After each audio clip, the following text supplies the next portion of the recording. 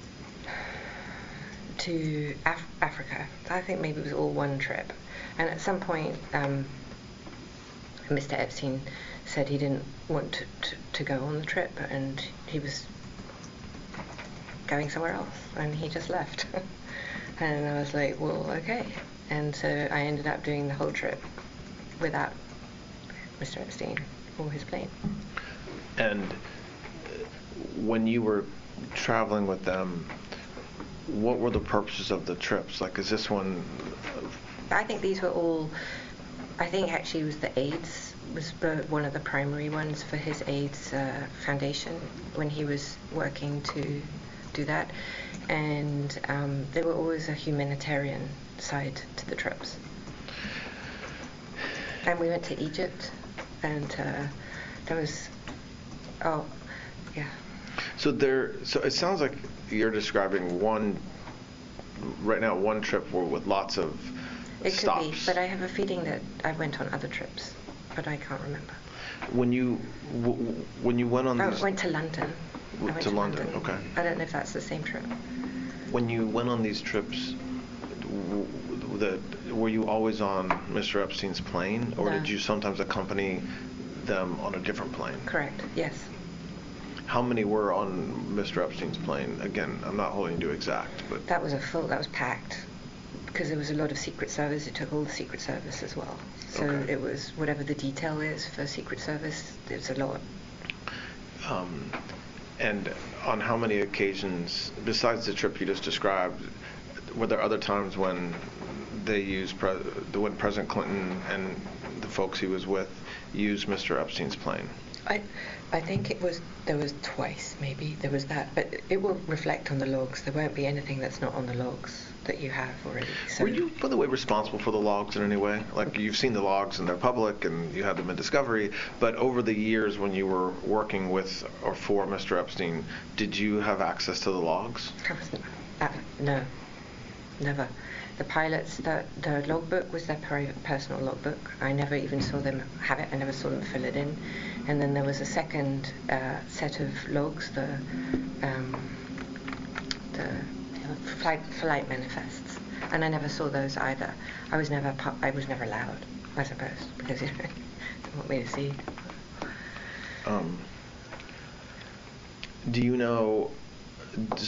know whether Mr. Epstein had a separate relationship with President Clinton, different from what you just described, so different than being with him with respect to his foundation or something like this? I would say no. When's the last time that you went on a trip or saw President Clinton? It was in, it was late 2000 and,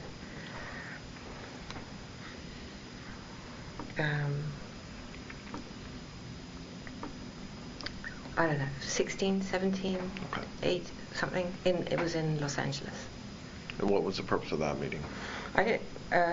He was hosting something, or he was at an event, and I was in LA, and I had dinner with him.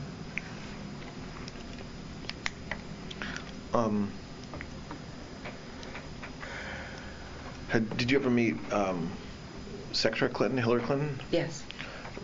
When did you meet her?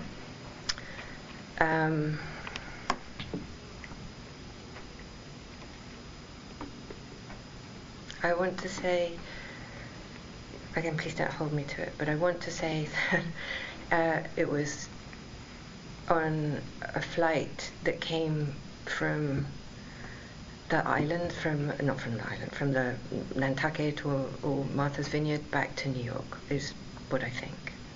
I might be wrong. Okay, so an East Coast island like Nantucket or something like this. The ex-president never came to the island.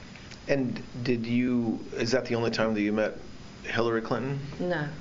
I went to the house in Chappaqua a few times. And why did you go to the house? I was invited. Just to see President Clinton or Hillary Clinton or both, or?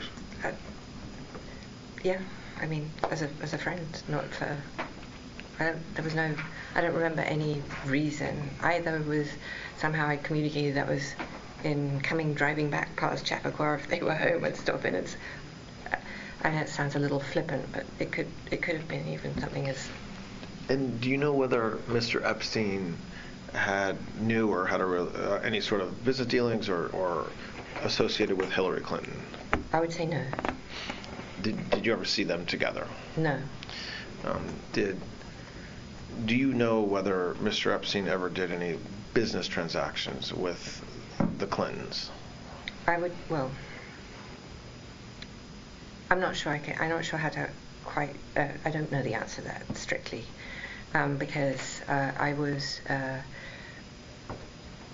part of the beginning process of the Clinton Global Initiative, and that was something that I helped with, and that was me, and Epstein may have helped me help them, and in that context he may well have involved himself, but only in the context of something that I was trying to do.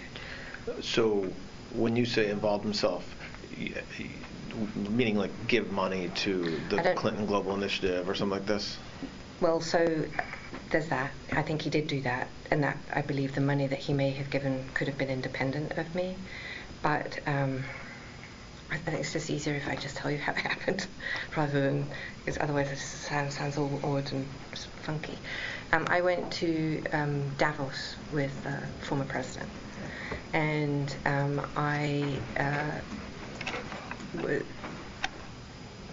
have you been to Davos? In what? Have you been to Davos? I have not. Okay, well, you know what it is, right? Okay, so, and I thought that the former president should have his own Davos, because it would be, and it turned out that they had been thinking about it anyway, and so we were talking about it, and it's a very heavy lift to get something like that to go. And I was friendly with one of the people who had, I don't know if he was at the beginning of Davos, but he was running Davos.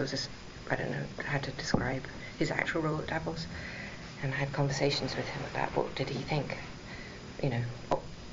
just because I was having dinner with him, about if Clinton could get something like that to go, what was his thoughts? And he was very, very enthusiastic. I mean, he was like, that's just an incredible idea. So I put them together. What's that person's name? Do you remember?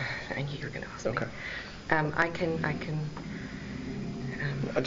You said I didn't know if you knew if you remembered his name. I do, but I just can't remember his name. Okay. It will come to me. It may come to me tomorrow, but eventually these things surface from in the middle of the night. I was scribbling names that I couldn't remember from yesterday. Okay. But his name will come to me, and if not, we can find it. So you, just still staying on your relationship with, your association with the Clintons. You were part of the ramp up or the startup of the Clinton Global Initiative and helping them and supporting that effort. I would say very central to that. Yes. And Mr. Epstein, was he part of the work around that, or just in support of you? He supported me to help them, but then I think he may have tried to use that to insert himself in some way. That would not have surprised me at all. And I know that he was annoying in terms of I could catch him on the phone and he wouldn't always agree with what I wanted to do, and I was like, it's not your idea, I don't really care what you think. But that didn't go over so well. And I just want to say it wasn't my idea for his CGI. It wasn't. Say it again. It's not my idea. They had that idea before. I just helped bring key personnel. You're saying the idea of President Clinton kind of having his own Davos. I'm not owning. I didn't. That's not. Understood. Okay. No, I don't want anyone. I don't try to elevate myself in any form of importance here. No, understand. Okay. Did you go to Davos with President Clinton more than once, or just once? I can't remember. Once for sure, and I think maybe twice, but I don't remember. And you're not. I think you said you're not aware of President Clinton ever going to the island. he absolutely never went, and I can be sure of that, because there's no way he would have gone. I don't believe there's any way that he would have gone to the island had I not been there, because I don't believe he had an independent friendship, if you will, with Epstein. Did they speak? Did he go on the boat? Yes, but that's very different from going to spend time on night. And plus, the story as told is so patently absurd that I flew him in the helicopter. I am a helicopter pilot, that is true, but the notion of me flying an ex-president on a machine, that would terrify me. I would never even take that responsibility. Can you imagine? Yeah, no, I'm not. No. Did you ever go with President Clinton to any of Mr. Epstein's properties? So, like New Mexico, Palm Beach, or in New York? I have no memory of him in any of those places. When you were in London with President Clinton, did you ever go to your flat with him? I don't think he did. I don't think so, because this is like you wouldn't even be able to carry on a Secret Service with him. I don't think so. No. Okay. Do you know? We talked a little about the Duchess of York, about Sarah Ferguson yesterday. When's the last time you saw her? Like, were you with her, or hang out with her, socializing with her in the 90s, 2000s, both? She's, well, I had a,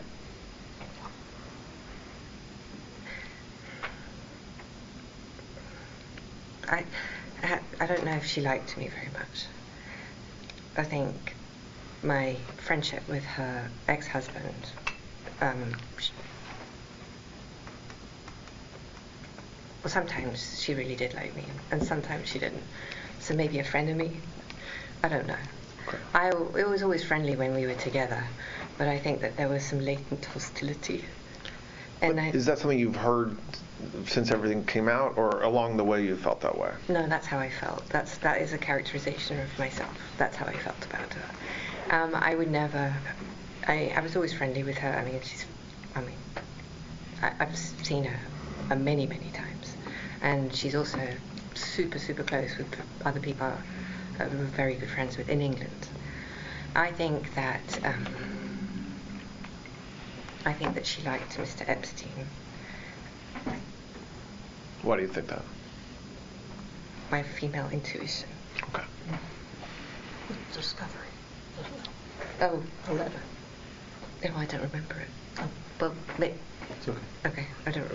It's possible that there's things. Well, I know it's not possible. I know that there is discovery, but I don't recall. But I think she had a thing for him. Did there's some actors or some folks from Hollywood that I want to ask you about, just to understand whether you knew them or Mr. Epstein knew them. Chris Tucker? Yes. How did you know Mr. Tucker? I think only from that flight to Africa, but I do think that they met. You say that flight to Africa, the one we were just talking about with President Clinton? So, yes. Okay. Sorry, go ahead. Yep. But I also think that they kept a little bit in touch, and I think they met, or I have a memory of him, maybe in LA, I don't know. I think they sort of loosely stayed in touch. I don't know how to say that. Do you know Mr. Tucker besides that flight? No. And do you know whether, when you say you think that they kept in touch, you mean you think that Mr. Epstein and Mr. Tucker? They may have. I didn't, but he might have. I'm sure. Kevin Spacey? I know him also from that same flight. Aside from that flight, do you know him from any other thing? No. Naomi Campbell? Yes, I do know Naomi, and I knew her before I met Mr. Epstein and the former President Clinton. Do you know whether Mr. Epstein separately knew Ms. Campbell? I think he probably met her through me. That I imagine. And so, for those three, Mr. Tucker, Mr. Spacey, and Ms. Campbell, did they ever travel to any of Mr. Epstein's properties, the island or New Mexico? Not Mr. Tucker, well, not to my knowledge, Mr. Tucker or Mr. Spacey. Naomi Campbell may have. To where? She may have gone, well, she certainly, well, I believe she visited him in Palm Beach, and I believe she may have gone to the island, and she may have gone to see his house in New York, whether she went to New Mexico or Paris as well, maybe. They were friends, or friendly. Were you, what you just said she may have, were you on those trips? I don't have any independent memory of that, so I'm not sure. I don't think so. Do you know... Her relationship, her friendship, her... I think you're making me use your word. Mm-hmm.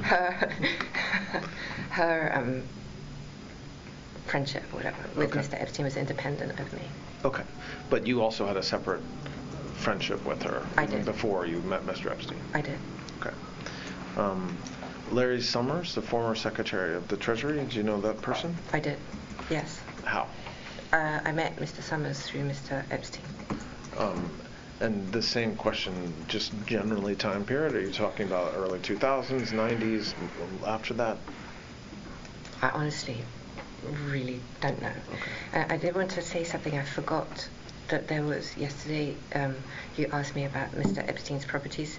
He had a rental in Boston as well, but not for very long, but it was another place that I had to put together, and I only went with him once, and he would go there independently of me. No, I would not go with him. Was that in the 90s? I think it was, yes. Mr. Summers, do you know what his relationship was with Mr. Epstein, business, personal, both, or don't you know? I think he spoke to Mr. Epstein about business a lot, but I think they were friends and friendly. Do you know whether Mr. Summers ever traveled on Mr. Epstein's planes to any of the properties that Mr. Epstein owned? He may have, but I don't think if he did, I was on any of the flights.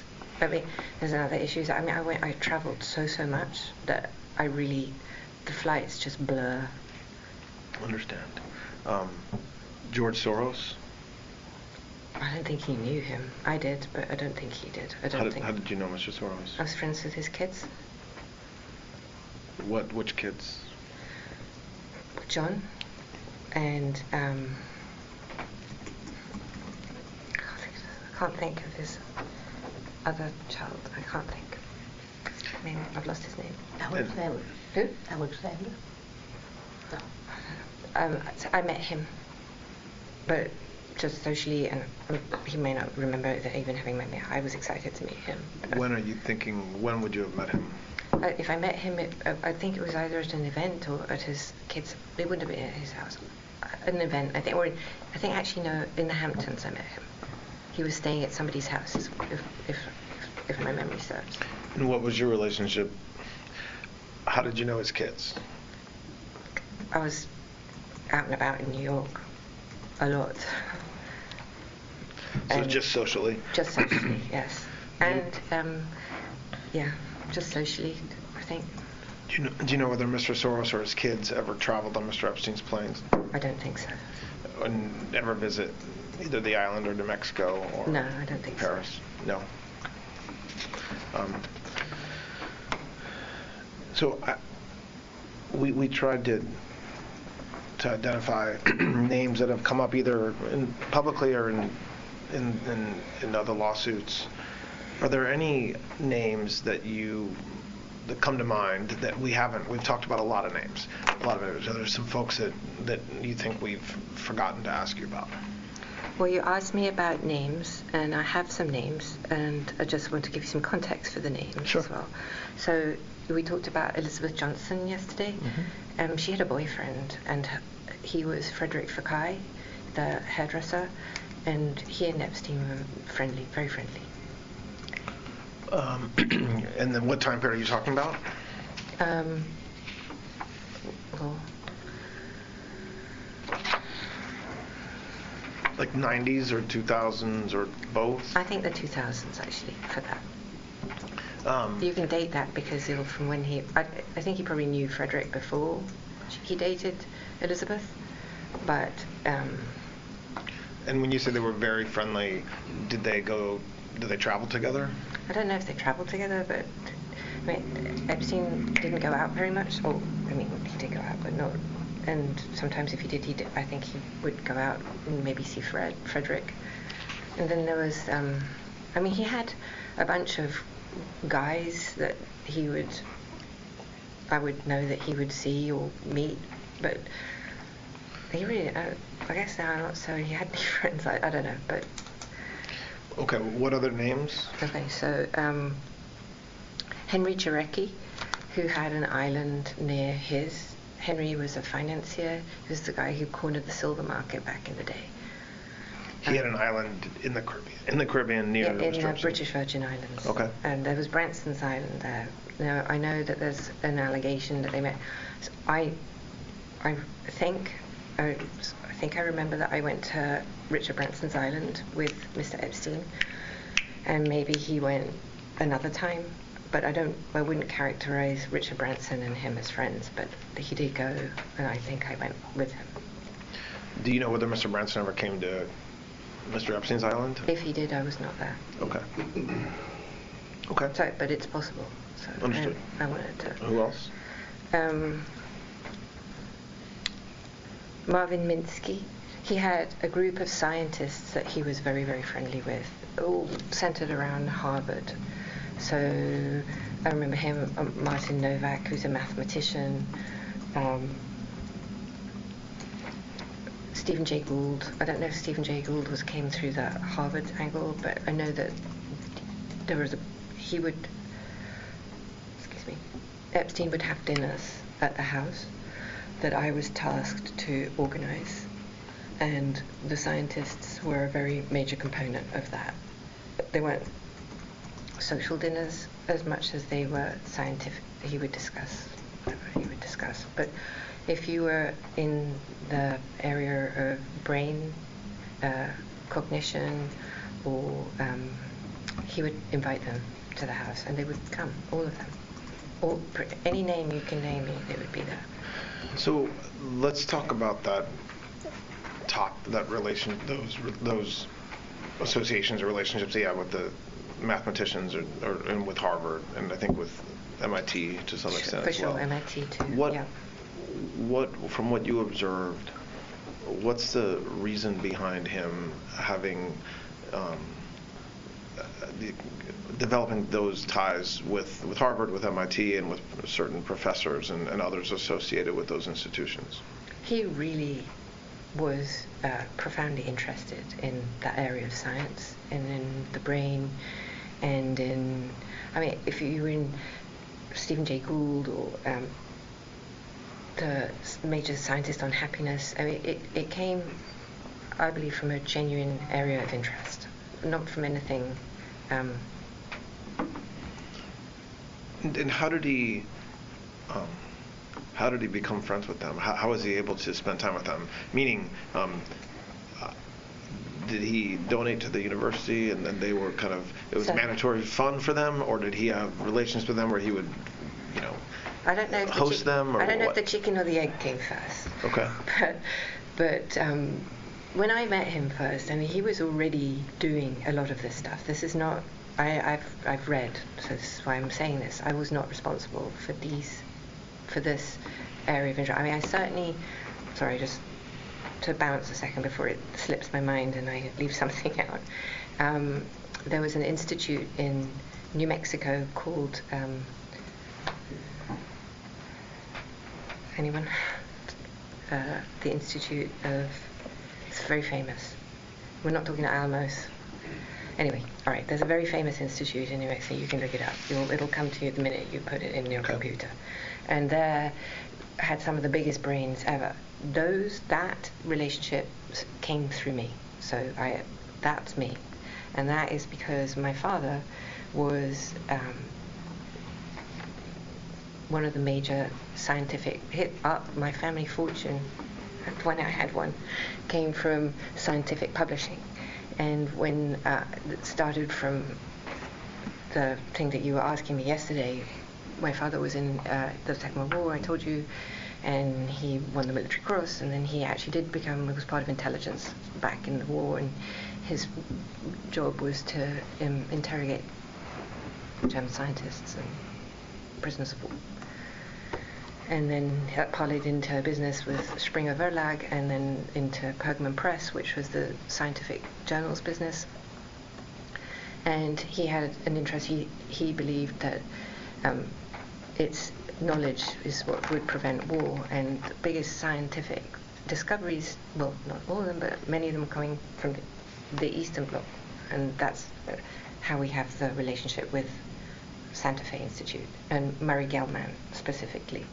And I introduced Epstein to Murray Gell-Mann. Sorry, this is the Santa Fe Institute? Yes, thank you. And Murray Gell-Mann was there, and Murray Gell-Mann and Epstein got along very, very well. And he was the man of the clock. So do you know whether, so while when you meet Mr. Epstein in the early 90s, continuing on, so not what he had done before,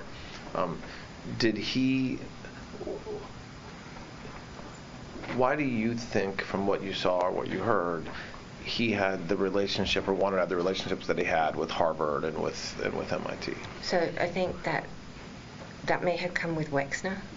I'm not sure, but that's something that I think that Wexner maybe had a relationship with Harvard, and that he used that relationship to, I believe he funded a lot. And if he didn't, that his clients, of which Wexner obviously was one, would fund, and he would then arrange the fund or organize the fund, or we'll take a break in a minute, but just to kind of set us up for what we're going to talk about next. We talked yesterday morning about Mr. Epstein's kind of business and how he had money. Did he seem to live beyond his means as far as what he was making? So did you ever get the sense while you were with him that it was suspicious or curious how he was able to have the funds to buy 2 planes, an island in New Mexico, the ranch, almost unlimited funds? You said it perfectly. I thought it was astonishing, but I didn't have any reason to believe that it came from anything nefarious. I saw him work. I never saw him really do anything other than be on the phone. There's that. And he had a lot of meetings, but he had a lot of accounts. And he dealt with pretty much every financier that you could care to mention. And if I could have access to the names, I'd be able to tell you which ones you were. I just don't remember them all. But in every bank, Goldman, Lehman, all of them, to my mind anyway. And most of the major businessmen at that time, he was in the Council of Foreign Relations. So you had access. That's an extraordinary list of people. It just is. And then you asked me about his business. So I thought about it last night, how to try and explain what it was. And I think the best thing is to focus only on Wexner's business. So I was present for some of their meetings in some of their business. And I listened. And so things that I personally recollect, and I know I heard, was that he would, when I told you yesterday, I think, that he would, no detail was too small, so he would do the contracts with the staff, I think. And I saw that myself. And he also organized all the trusts for all the children. So if Wexner had kids, and no, if he did have children. So every time there was a child, he would create a trust for that child. And these were complex financial structures that would contain stocks of the various businesses. He restructured, when I was there, Wexner's business in its entirety, as I recollect. And then not only that, but there were business interests. So Wexner owned or built or designed, or I don't quite know how to characterize it, but New Albany, which is a center outside of Ohio, Columbus, Ohio specifically. And he built, I remember this conversation, he built himself a very large house, like truly enormous, and it's one of the biggest private homes I've ever been to. And he built all the houses around him, and I'm like, this is so random, why would you do that? And he said to me, well, because I want to make sure that the people around me are my friends, I want my friends around me and my neighbors. And I was like, well, whatever, okay. You know, I've been around enormous wealth my whole life, and I've like, at some point I'm just like, okay, whatever, I get it. And I don't, and so that's what he did. But Epstein ran New Albany, which included a country club and a golf club and I mean, gosh, your boss is one of the all-time great, you know, businessmen in this area. You know what that is, and he certainly does. So there'd be that, and there was a business that Epstein, well, he told me he owned it. Of course, I can't say that for sure because I don't know, but it's a sports thing. Riddell, is that a business? Riddell's? I thought about it last night. It's red and had hats, helmets. Riddell's? Rydell. Rydell. Yeah, Rydell's. Okay. Now, how he owned that, well, he told me he owned it. But how he owned that, but that was before I think I came in and he had it. Or he said he did. Got it. And he had other businesses. He had, I know this notion that he did nothing and he just was a grifter and whatnot. Okay, I'm not going to say that's not true, but it's not what I saw and it's not what I believe is true. Not because it couldn't have been that he didn't grift or whatever the word is of people, but I saw what I thought looked like real work. Well, why don't we take a break? Okay. Yeah. Thank you. All right, the time is now 10:35, and we'll take a break. We are resuming from break, and the time is 10:49 on Friday, July 25th. All right.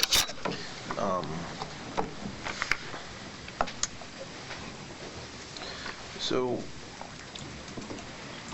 we've talked around this issue, but talked about it a little bit. I want to spend the next hour or so, or however long it takes. I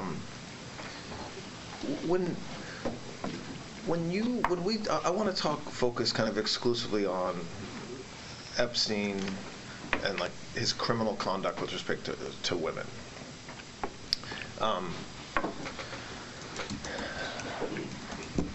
Do you said yesterday a couple times that like you now kind of recognize or think that there was things that he did that you didn't know about and that he kept from you or that you didn't see. What did you see?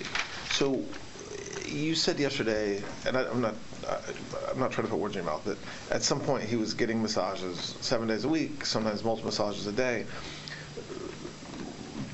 Women have said that were there, that say they were there giving him massages, said that those included some sort of sexual conduct, however you define that in the broadest sense, not just a traditional massage regularly. So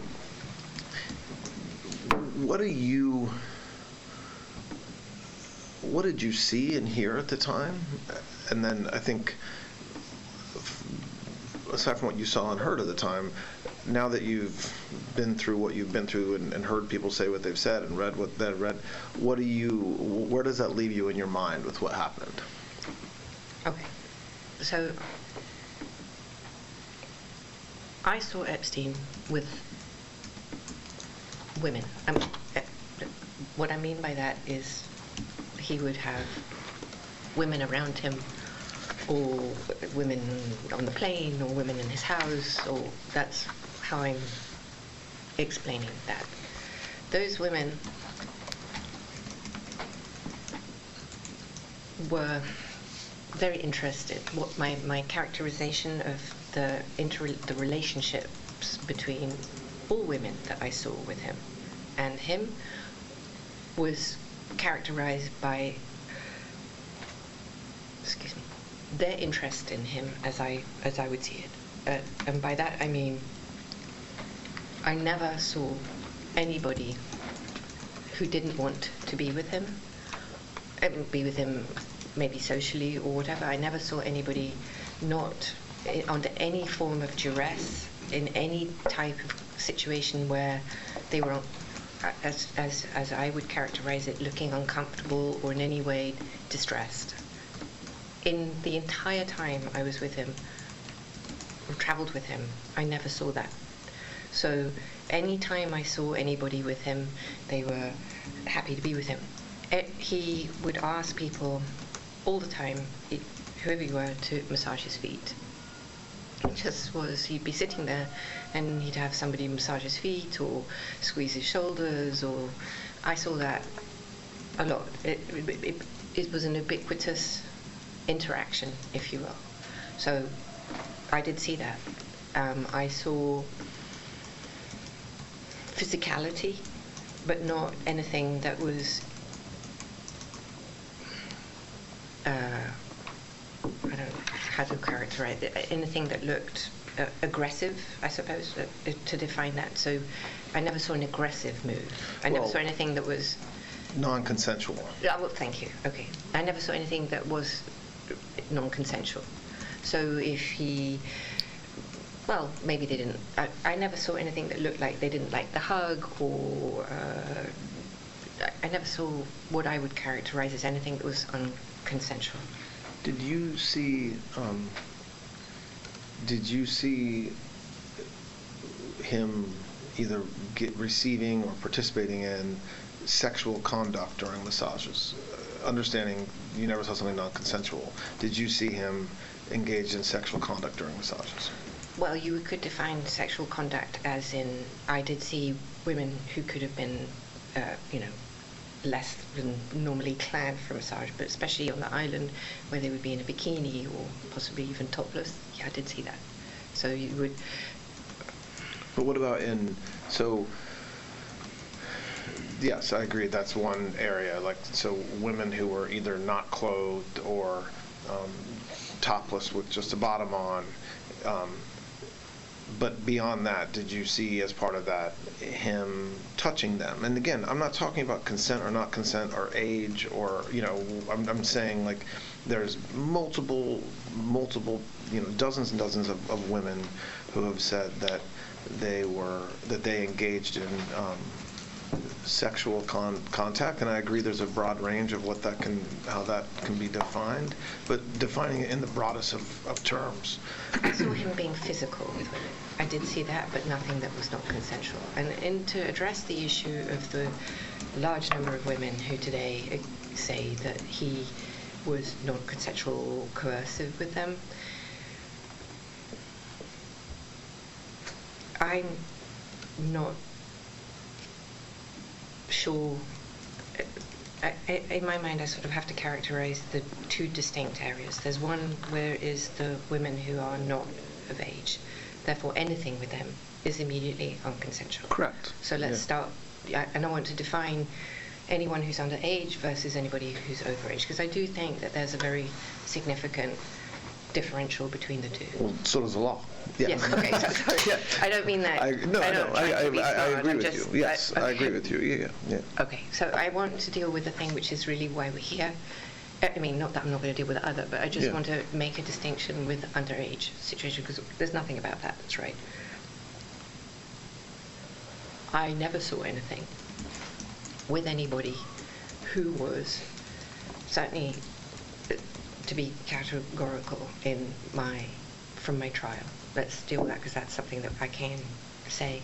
I never saw that with them at all, and I would say that as described anyway in my trial did not happen as described. I'm not saying that Mr. Epstein did not do those things. I'm not casting those. I'm not going to say. I don't feel comfortable saying that today, given what I now know to be true. So I'm not here to defend him. But what I can say is that I did not participate in that activity. And so let's divide this into two areas. Maybe there's more, but we'll start with two areas. One is there was testimony, and there's certainly been depositions and public statements that some of these young women had conversations with you about their age. So, for example, conversations about the fact that they were in high school, or conversations about the fact that they wanted to go to college one day, which would necessarily mean well, not necessarily, but would be more likely to mean that they were in high school when they talked to you about that. And so, were there women that you knew were underage? And I say that because that's different than whether they were sexually abused in any way by Mr. Epstein, just merely their age, and going to give him a massage. No, I never knew that, and I can categorically state that had any child said to me that they were 14, 15, 16, maybe not 17, because 17 in England, I mean, if someone had said they were 17, I've read so much that did happen. I mean, I would never have permitted such a thing. I don't even know what I would have done. So some of I think even someone who testified at trial, but certainly publicly talked about, was as young as 14 when she was introduced to Mr. Epstein. In your mind today, you kind of reject that happened, that you saw that, meaning you don't recall any obviously under 18 woman coming to give him a massage. Well, I believe you're talking about Jane, and I'm very happy to address that. I actually don't think that the testimony is correct.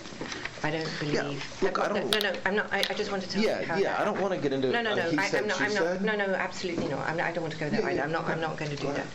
But I believe that what took place with a lot of these people is that there was a slide, right? So there was a zone, and he did meet her, and I did meet her, and I knew that she was a young child, and I knew that she was not an adult, but I don't believe he met her till she was 16. So I'm not doing a he said, she said. I'm not doing that because that's not what we're here for. Okay. But he didn't meet her till she was 16. And the entire testimony of the 14, 15, and 16-year-old is therefore not accurate. Did I meet her when she was 16 with her mother? I absolutely did. And did I know that she was young? I absolutely did. But everything that took place that was alleged at trial at the 14 and 15 and 16 is not accurate. And there's testimony, and again, I'm using testimony in the broadest sense. Some of this is just public statements or something that's come out in civil lawsuits about you and Mr. Epstein giving like you're turning 18 birthday card to somebody, which again, if true, would by definition mean you knew that she was under 18. Do you recall doing that? I do not. I mean, no memory of that at all. And I believe that would be the person that called herself Kate has now announced herself in her own podcast for who she really is. Her name is. So I did not meet until actually she was either 20 or 21. So it would be very hard for me to have given her an 18 birthday card. And the testimony, there's also that slid back. Do you accept that at some point, and we talked about this yesterday about how Mr. Epstein changed, but at some point, Mr. Epstein definitely preferred younger women. I accept. And I think you said yesterday, but say it again since we're talking about it. Is that something that you, in your mind, one of the areas where he changed from when you first met him until later? So I just also want to be clear, I never understood that change to encompass children. I did see from when I met him, he was involved or friends with, or whatever, however you want to characterize it, with women who were in their 20s. And then the slide to 18 or younger looking women. But I never considered that this would encompass criminal behavior. It never. And so when you read, I guess 2 different times, right? One was during the Florida investigation when there were eventually public statements from some of these these now women who testified about what they did with Mr. Epstein when they were under 18. At that point, did you realize, or did you think to yourself, this happened, or this could have happened, I missed it, or were you at that point still in the mindset that they were either not telling the truth or were not remembering what happened the way that accurately? That's a very fair question. So I think that my view of this at that time, call it as contemporaneously as it did, because I don't think that stuff came out in public. I mean, I may have read things, but I don't. My first real memory of that is at the trial. But my viewpoint, if you will, was set from the minute that lied in her civil deposition, and I could never recover from that because. Which lie? What are you referring to? Her entire characterization Okay. Of.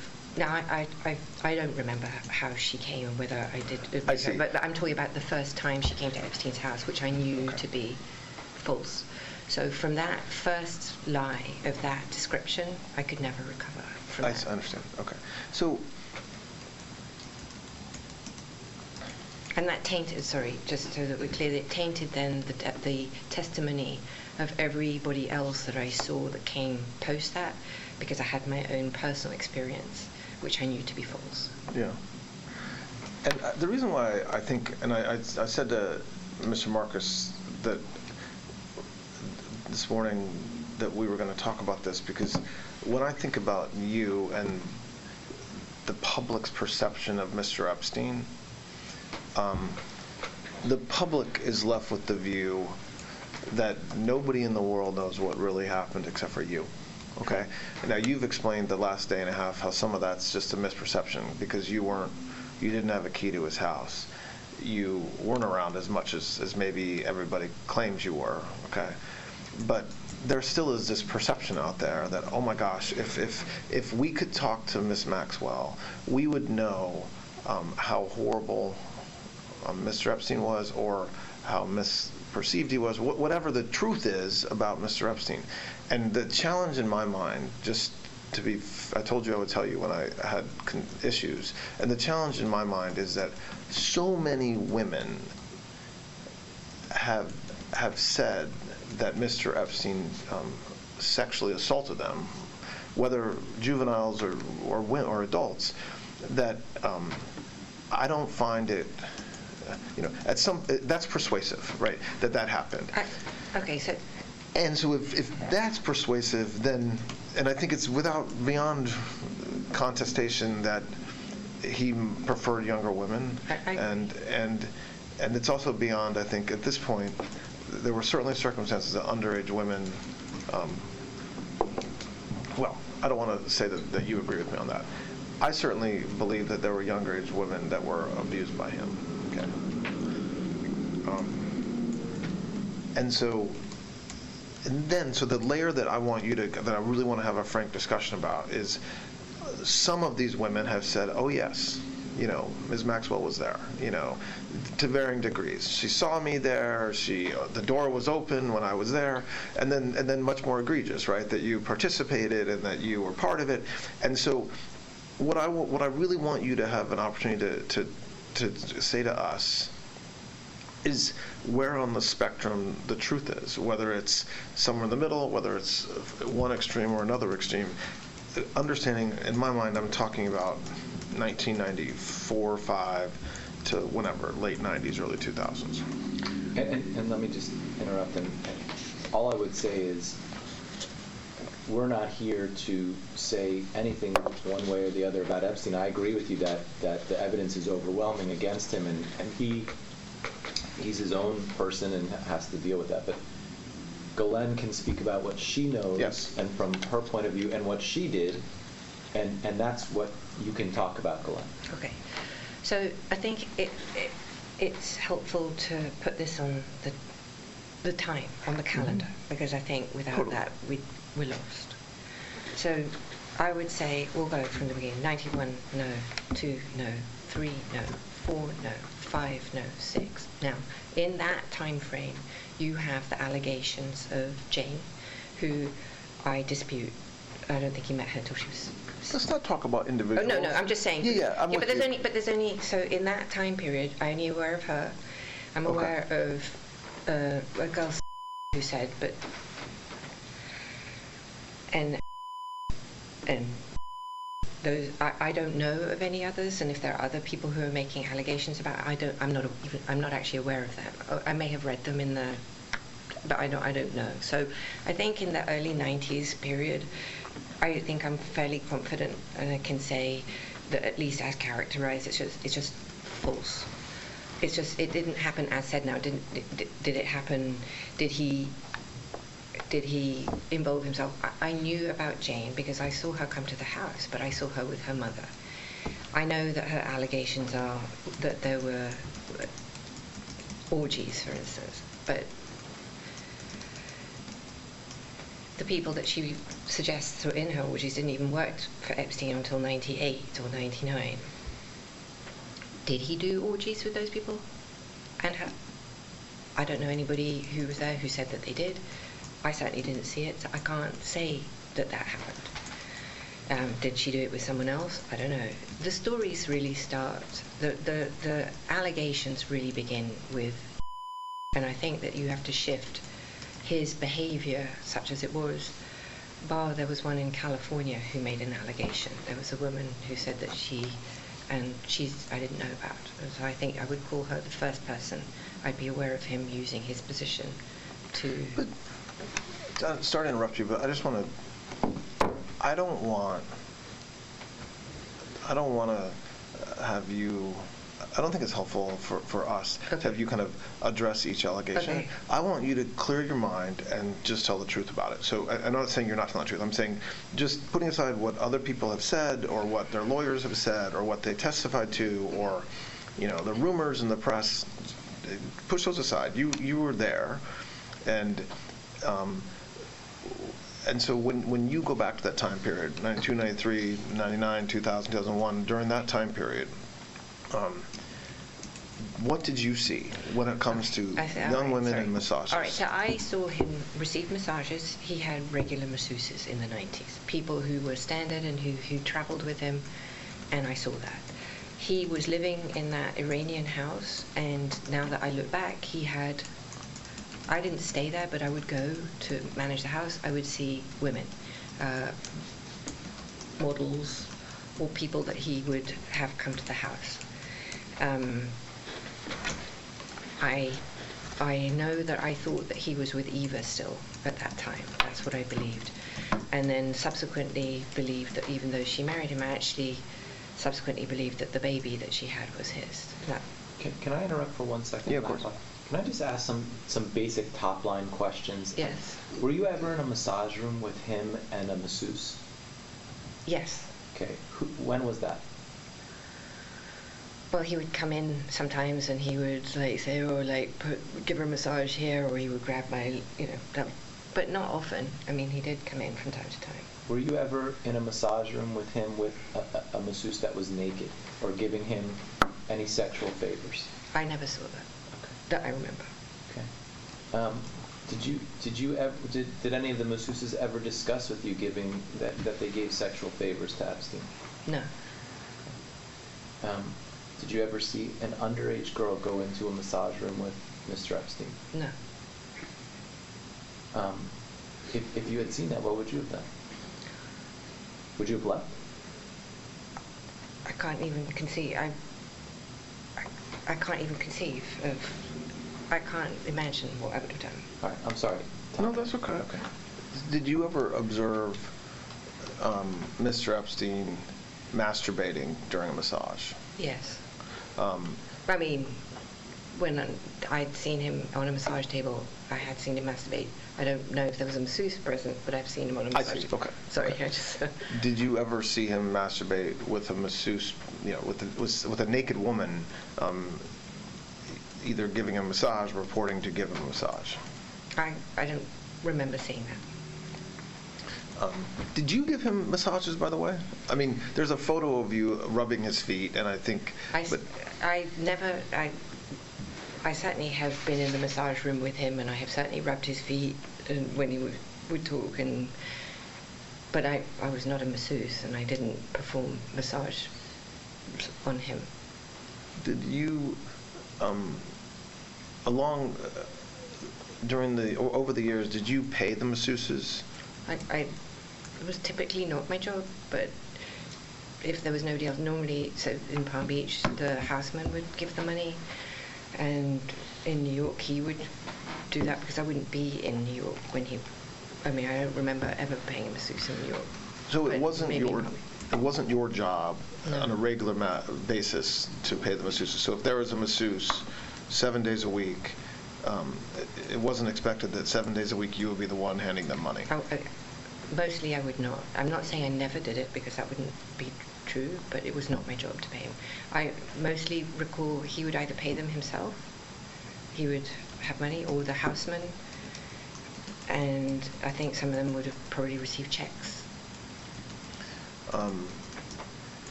And so just picking up on what Mr. Marcus was just asking you, did you participate in sexual activity with him with a masseuse, like at the same time? No.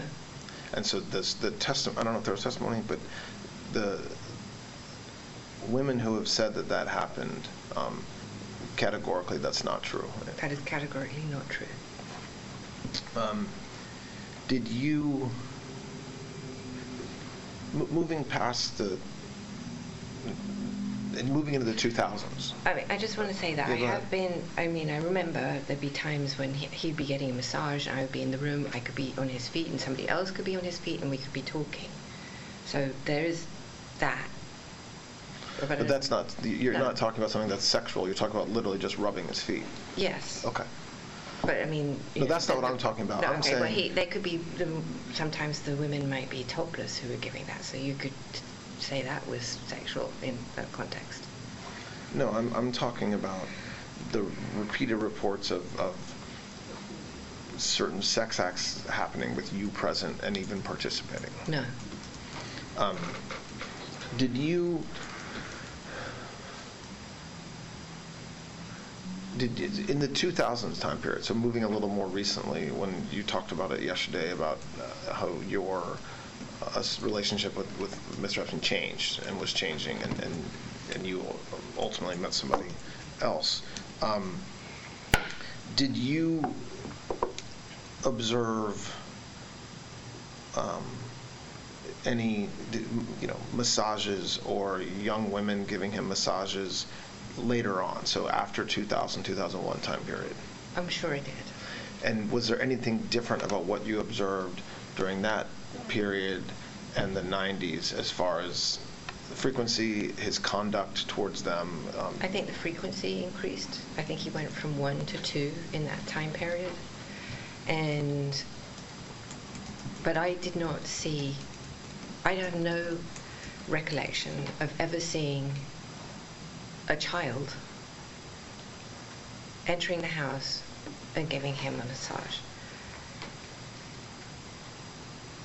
At that time, he had moved me out of the main house. I had moved into an office with John Alessi, the former butler, under the stairs.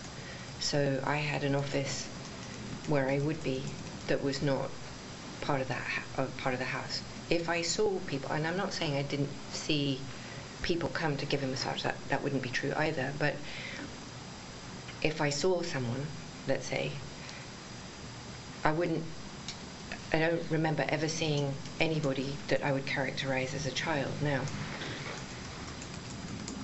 specifically someone who accused me of seeing her, at the time when she came, if I did see her, and I don't believe I did see her or meet her at all, but if she did, she was, as she's described herself now, was very mature and looked in her 20s.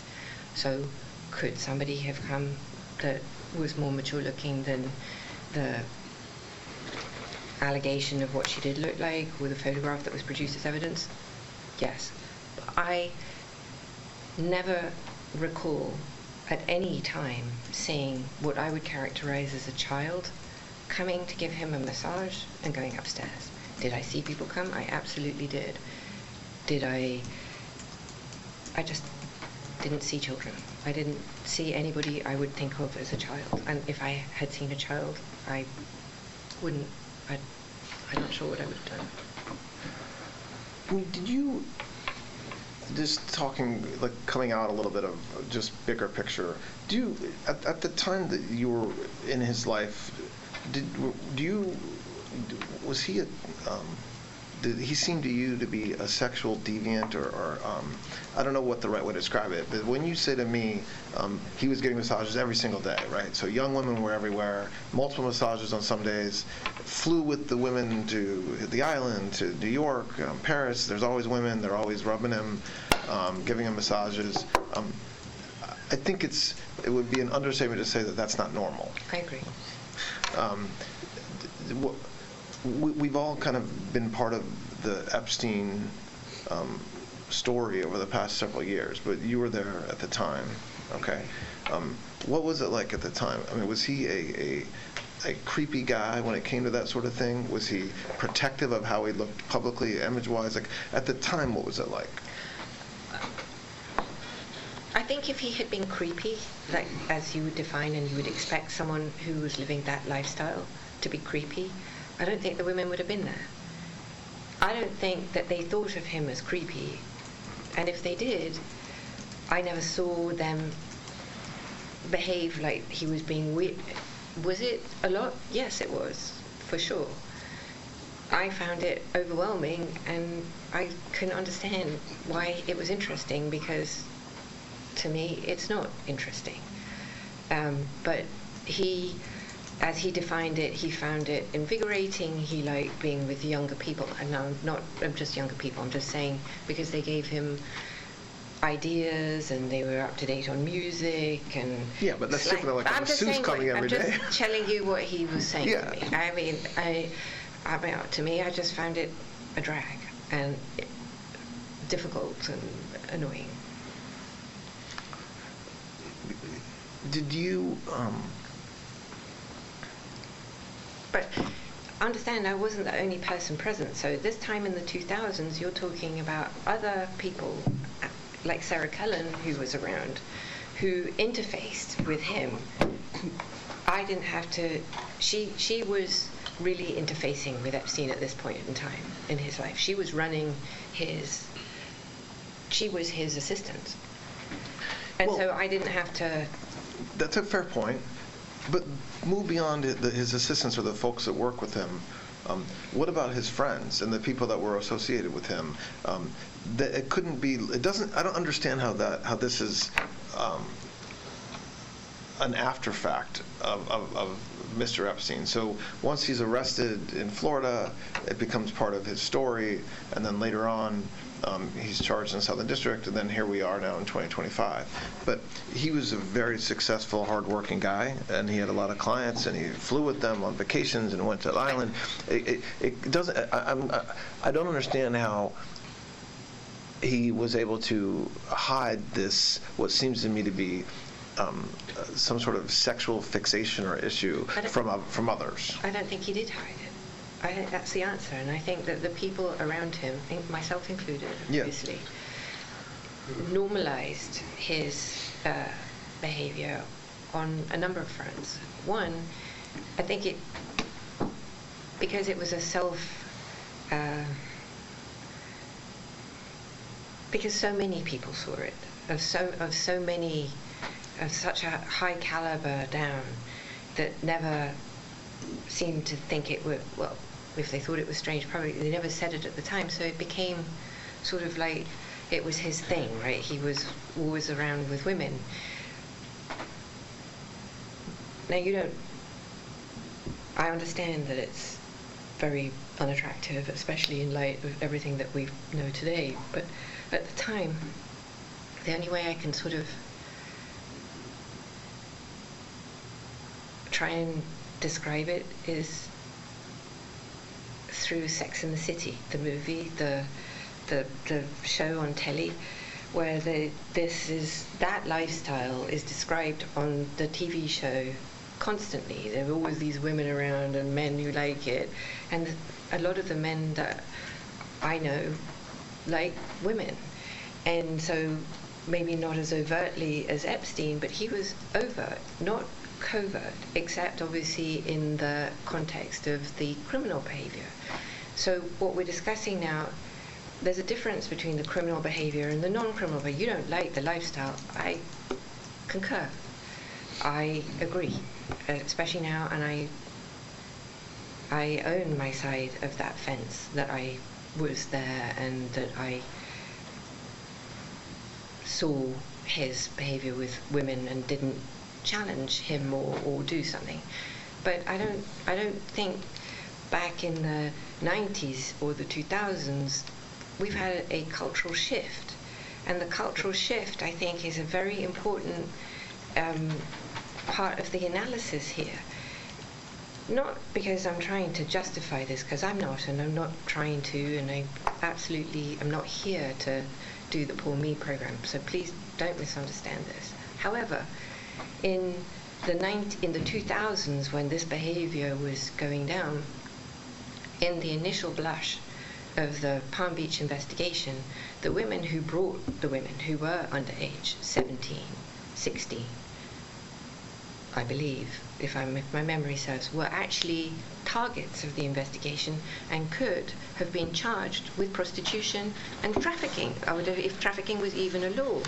So you're taking behavior, and I did introduce him to women. I did, but not underage women. I understand that there are allegations. I have read them about myself going to schools. I can categorically tell you that I have never in my life gone to a school to pick up a child. Well, not for this purpose. I mean, like my stepchildren, but okay, sorry. Just. No, I understand. Okay, thank you. I just want to be clear that I'm not trying to be cute or anything. But I did look for masseuses. I did. I went to spas, and if I met somebody who said she was a masseuse, I did not check their credentials. And of course, if she was attractive, I did introduce her. Yes. If I met friends who were interested, he was constantly asking me to meet new and interesting people. I did do that. At the time, I viewed it as, well, first of all, part of my job, I think, or part of my responsibility, if you were, to introduce, because it wasn't just women. If I met somebody who was interesting, like Mary Gelman, or who I thought he would like, I did that. So it's not exclusively, but he did, and I did do that. So, but then, so I want to layer on top of what you just said, what we talked about yesterday more, but a little bit today already, which is everybody that was around him besides you, like his friends. So right. I accept the lifestyle. I've seen the photos, the fact that we're all going to go to the island for a couple days, or flying on a private plane, and there's beautiful women everywhere. Is there any, I mean, do you, as you sit here today, think that the people around him weren't also of the same place, where they were also getting massages, where there was sex going on during them, or things like that? And I'm obviously asking this because that's what what everybody has said. And when you just described what it was like, the very next step from that is everybody's going to Vegas for the weekend, you know, and so it seems kind of far-fetched to say that yes, that was his lifestyle, but then when he's taking groups of folks to the island, or groups of folks to New Mexico or whatever, that they're all going to church in the morning while he's getting a massage. I hear you. I was there though, and you're talking about very substantial people, and you are extrapolating because the narrative that started in, by the way, not until 2009 is when it really started. So that narrative that was created and then built upon, and it just mushroomed into what basically this is like a Salem witch trial. People have gone and lost their minds for this thing. I understand that, but the issue is, how do you satisfy a mob who can't understand the lifestyle because it's like P. Diddy in Redux on TV with Clintons and Trump? I mean, it's bananas. And while some of it is real, he did do those things. I'm definitely not disputing that. But this was a man, he didn't even believe he had a real business. I happen to believe he did. Did he grip? I don't know, because I wasn't really in his business. But this is a one man. He's not some. They've made him into this. He's not that interesting. He's a disgusting guy who did terrible things to young kids. You're not going to hear me say what he did to people who are over the age of 18. I'm sorry. I'm not going to go there. That's just not what I'm here to. I mean, okay. But to suggest that Larry Summers or Clinton would suddenly go, oh my gosh, this is like a guy, I'm going to get my body rubbed and have some sex. The men that went and had a massage and maybe did something sexual? The men. I wasn't in the room. I cannot tell you if that happened. And if it did, I never paid for that, just so that we're clear. Nobody ever said to me, oh, you know, we had sexual intercourse and that's if it was a 3. I would be like, okay, TMI. No, not my business. You want to, it's just not. And I didn't want to know. Maybe there's that. But did I think these guys were coming for that? I really don't. If you met Epstein, there is no way that this cast of characters, of which it's extraordinary, some of you in your cabinet, who you value as your co-workers and you know, would be with him if he was a creep or because they wanted sexual favors. A man wants sexual favors, he will find that. They didn't have to come to Epstein for that. Now, did some... Okay, I don't know. I wasn't there. I didn't see it. So,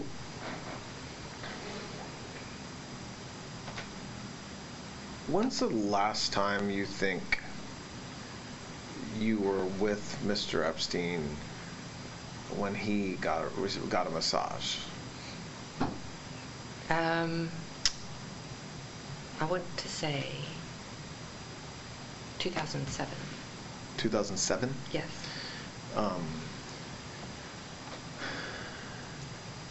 And the frequency at that point, so 2007, is that when it was at its peak, would you say? Meaning the number of interactions he was having daily with women and masseuses? So I wasn't really in his life. I happened to be in the Caribbean in 2000. I was with Ted.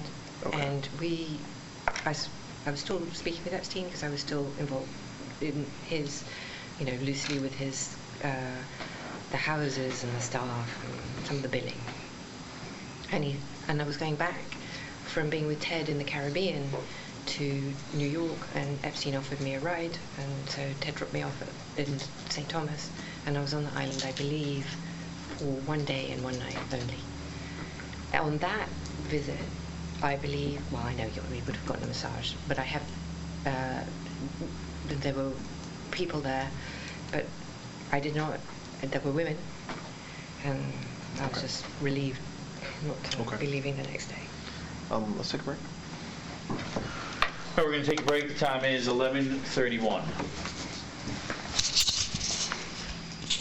We are resuming the audio recorded proffer agreement with Ms. Maxwell, and the time is 11:49 a.m. All right. I wanted to follow up about former President Clinton's relationship with Mr. Epstein, not you. Can you, we touched on it, but can you just to set the, I have a couple questions about it, but what's your understanding of their relationship from what you observed? Meaning former President Clinton and Mr. Epstein. I saw them talk. I saw them sit down and have chats about, I don't know, because I wasn't either party or didn't listen. And I know I would characterize, originally anyway, Mr. Epstein's interested in him because obviously he's the former president. But I never saw him, other than that, I saw them be friendly on the plane, but I don't recollect anyway, ever seeing them in any other context. I don't remember him at his house in New York. Like I said, I don't believe he ever went to the island. I think that was just that was a story that did. Do you know one way or the other whether their relationship continued without you, like when you kind of moved on past Mr. Epstein? I don't believe so. Why do you say that you don't believe so? Because I don't think they had a relationship even when I was there. President Clinton liked me, and we got along terribly well. But I never saw that warmth, or that warmth, like how you want to characterize it, with Mr. Epstein and Mr. So I didn't see that. I didn't see any interest in. I didn't see President Clinton being interested in Epstein. He was just a rich guy with a plane. When the Southern District of New York case kind of became public, and there was a search warrant of Mr. Epstein's house, there was some sort of painting or picture with Mr. Clinton in like a blue dress that had been signed. Do you know where he got that picture or that painting? It's the first I saw it was in the press. So you never observed that in his brownstone? No. I thought it was hideous. What's that again? I thought it was hideous. But you had never, so you don't know, sitting here today, where Mr. Epstein got it, No. or the circumstance in which he got it? No. Do you know of any other gifts or paraphernalia or art or pictures that former President Clinton gave to Mr. Epstein? No. I mean, did he maybe get him a gift? I don't know. I have no knowledge of that. And then, going back to the topic we were talking about before our last break, well, when you said something yesterday at the very beginning of our conversation, that when you first met Mr. Epstein, and you ultimately have sex with him, that he had, I'll use the word erectile dysfunction, but he had issues having sex. That's what he told me. That's what he told you? Yes. Okay. And then over the years, you said sometime in the 90s you started taking testosterone. Yes. Well, I don't know if it was in the 90s. I don't remember when he started, but it wasn't, he had patches, testosterone patches. Okay. Dermal. Like on his arm? Yes. Okay.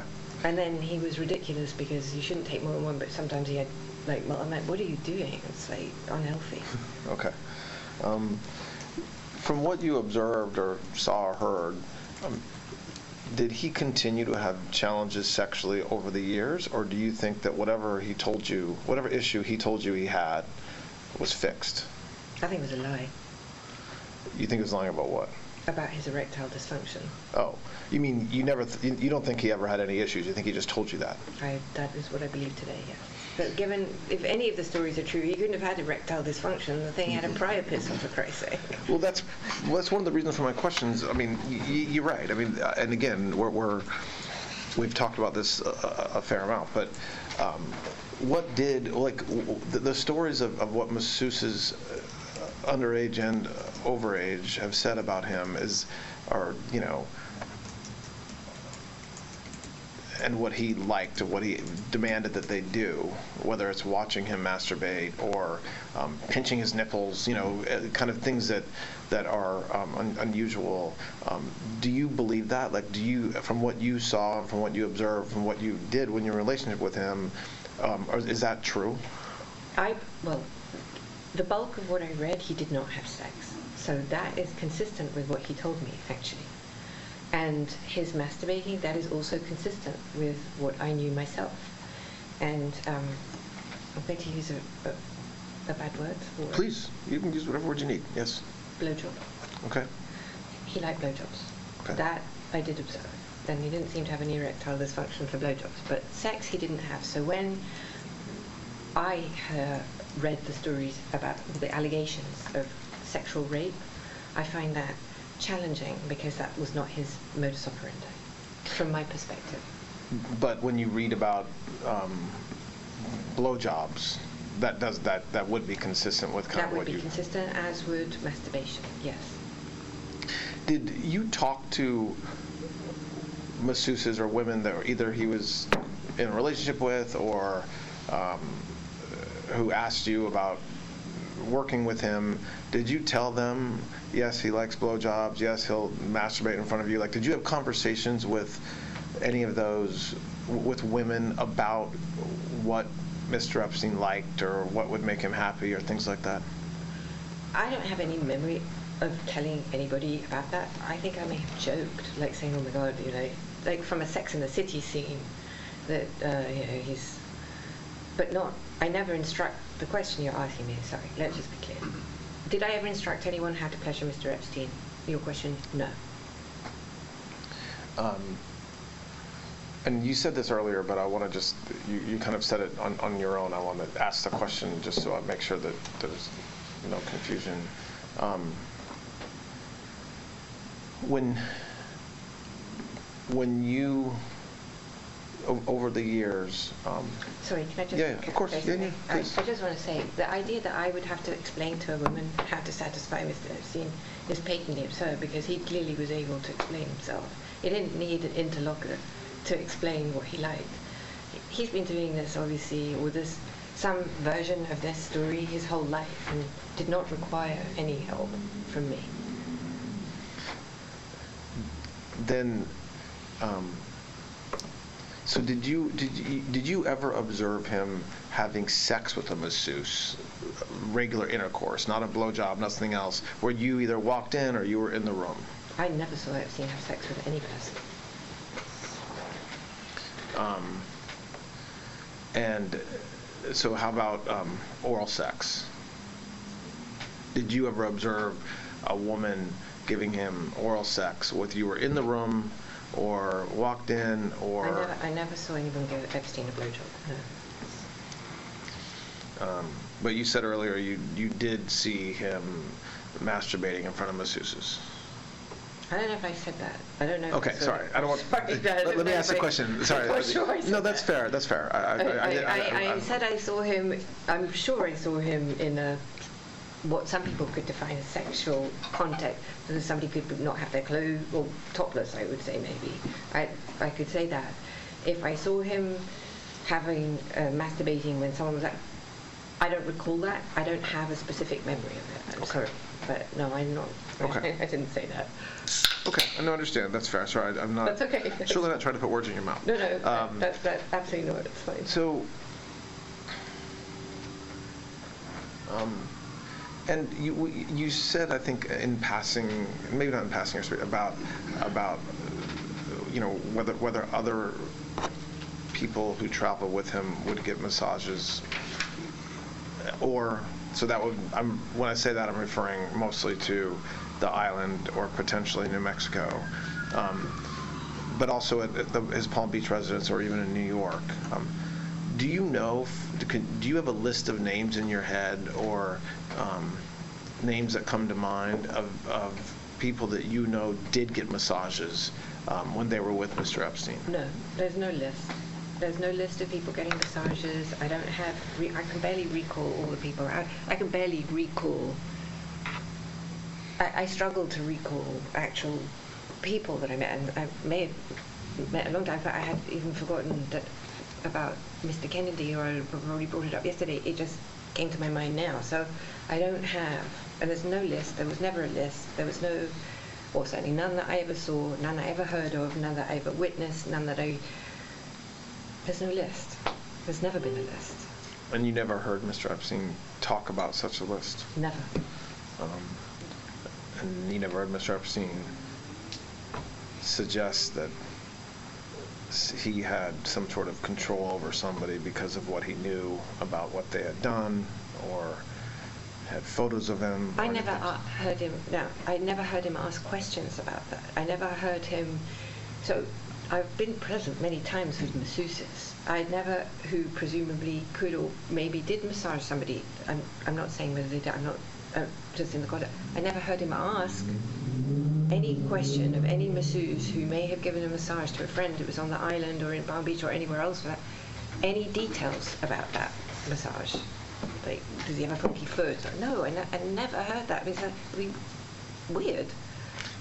And I think at one of the breaks today, your lawyer may have showed you something that just came out in the paper, I think, this morning or last night, a letter that is attributed to you, associated with this birthday book from 2003 that we talked about yesterday. Did you see that letter? I did see it. Is that, in fact, it just look like your handwriting or something you wrote? So I don't remember the letter. Okay. But it does look like my handwriting, and it does look like my name, and it looks like it could be real, but I have no memory of writing that, and I don't remember it at all. Do you remember what the birthday book, as they're calling it, what it looked like how it was put together? I do. What do you remember about it? I remember it was leather bound. I remember it being about yay big. It was big. Right, so you're saying it looks like it's like over 12 inches, 14, 15 inches? Yes, it was like sort of like a folio size, I guess, or something like that, and like this. And it was brown and thick, about this thick. Okay. And so I understand. On heavy stock paper. Heavy stock paper, like 14 inches high. That looks about right. And then around like. Well, A4's okay. We had A4 because it was done on heavy stock paper, but I can't remember if it was folio size paper or it could have just been A4. Oh, I see. So it could have just been letter size, or it might have been legal size. Yes. Heavy stock paper. Yes.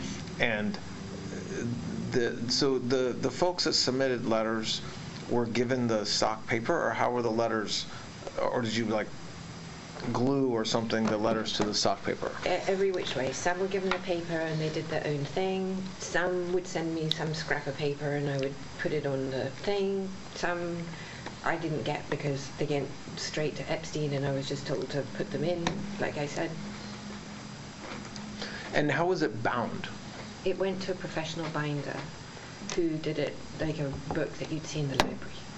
So like the glue that keeps a regular book, a novel that you would read together, it was bound that way? I believe so. I don't think it was stitched, but I don't remember.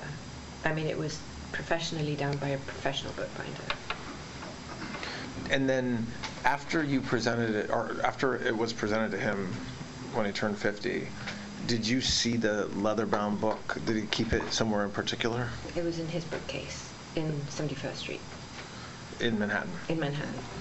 And did you see it over the years until you stopped going to the Brownstone? I saw it. I know I did see it because it was right behind his desk. And after I stopped going, I don't know what happened to it. Do you remember being told or knowing where the book is now?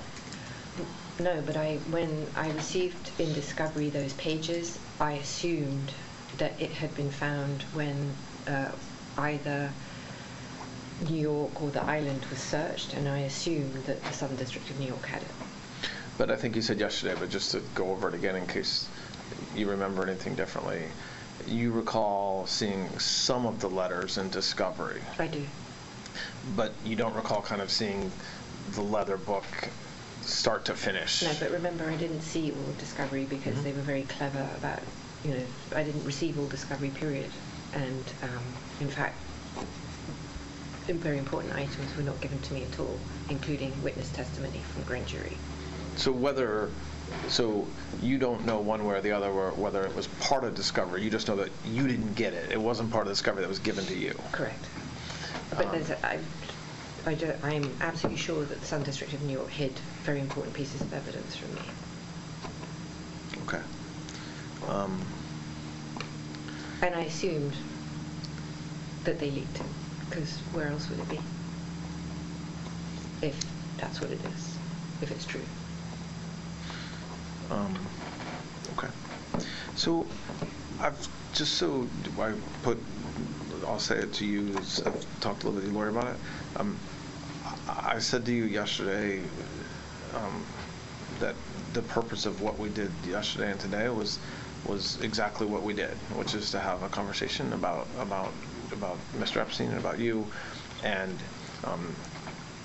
I think it's very challenging to talk about everything we talked about in 1.5 days or in just a period of hours. So I'll talk to Mr. Marcus about kind of what we're going to do next, if anything. There's no, and I'm not being coy, or I don't know yet. I don't know. So I have a lot of, we have some work to do. We'll do it with your lawyers to the extent we have questions or follow up. And this has been very helpful. I think it was you who kind of said you wanted to talk, but we gladly accepted. So I do appreciate you being willing to meet with us, and I expect that we'll be in touch soon. All right. Yeah. This concludes the recorded proffer interview of Ms. Maxwell. The time is 12:05 p.m. on Friday, July 25th.